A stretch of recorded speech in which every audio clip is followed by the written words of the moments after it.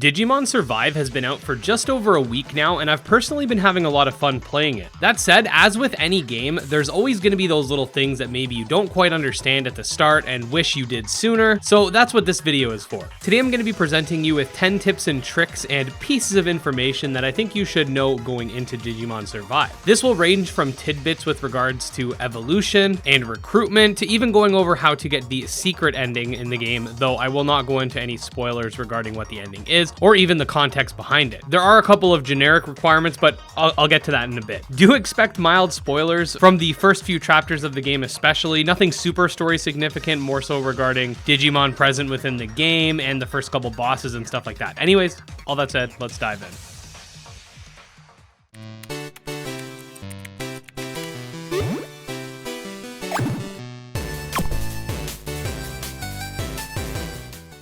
Number 1, choice impacted evolutions.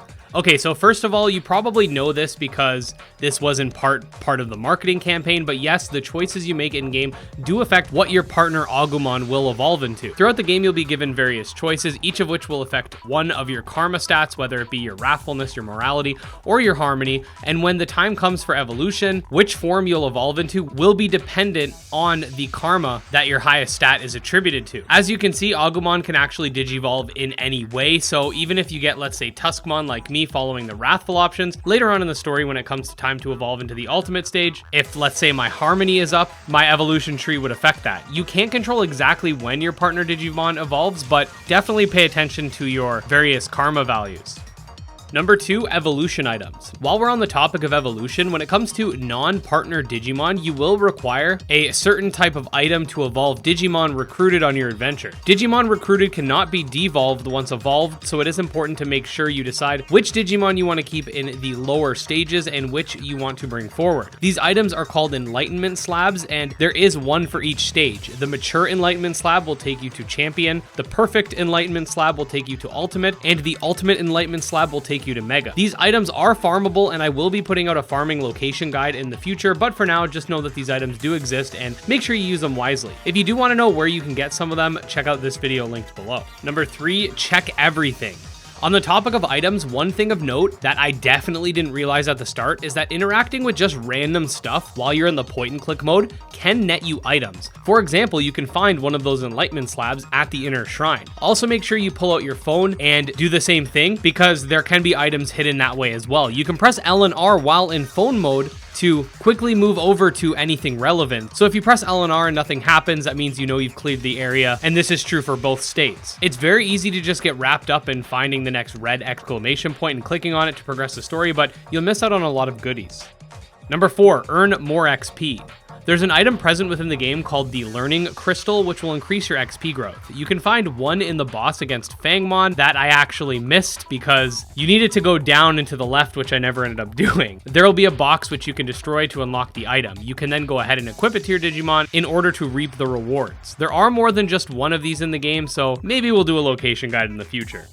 Number 5, cheesing captures. Okay, so when you go to recruit Digimon, you have to go through a series of questions in order to capture/recruit them if you're going to make it happy. Well, unlike a game like Shin Megami Tensei, where monsters have their own personality value, which can then influence the correct answers beyond just species, Digimon Survive is species specific, so the same answers to the same questions will always work on the same species. Because of this, you can very easily find a guide online that will give you all the answers to make capturing very frivolous. You can also restart any battle in order to get basically infinite chances on trying to catch something.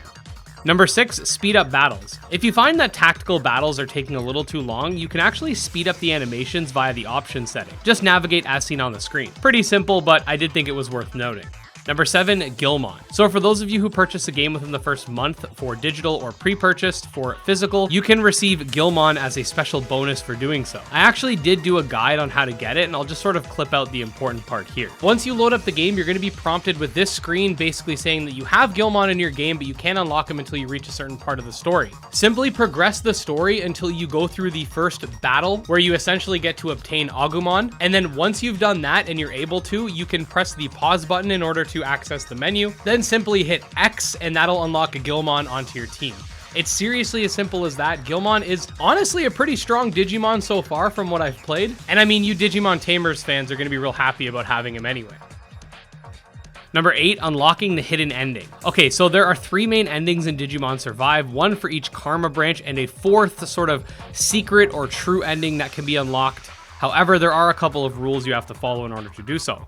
First of all, you have to have already beaten the game once and be in New Game Plus mode, and make sure that nobody dies. In order to do this, you have to level up the bond with every character. Again, I'm not going to go into any specifics about the secret ending, as to be quite honest, I don't even know what happens beyond how to access it. But yeah, just keep those requirements in mind for your second playthrough, and then you'll know how to prevent them. In the future, I may put out a secret ending guide if that's something you guys want.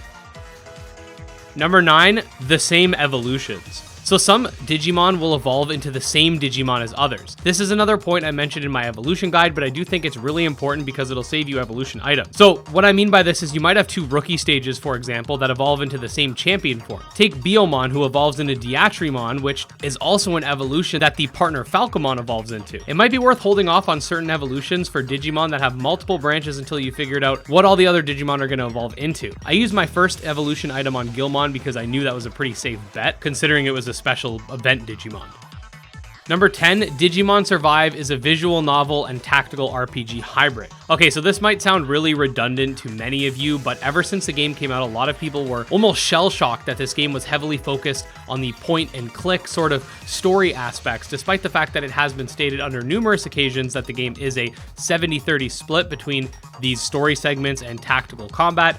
If you only play the first few hours of the game, it definitely feels more than 70-30, but as you get further along, there are more tactical sections than initially. If that's not something you're interested in, you probably won't want to play this game, and that's okay. Everybody has their own preferences, but it is important to note that this might not be the genre of game for you, even if it is monster taming. And there you go, guys. Those are my 10 tips and tricks for Digimon Survive. I do hope this video was useful to you guys, and hopefully will make your experience playing the game that much better. If you did enjoy this video and want to stay up to date on the monster taming genre, definitely subscribe to my channel because I put out new videos every single day. You could also check out my Twitter, my Discord, my Patreon, all links below. And just wanted to say special thanks to the patrons, especially Dark Persona, Dro Ghost, and Jim Hamilton. And with that, we'll see you guys next time. Peace.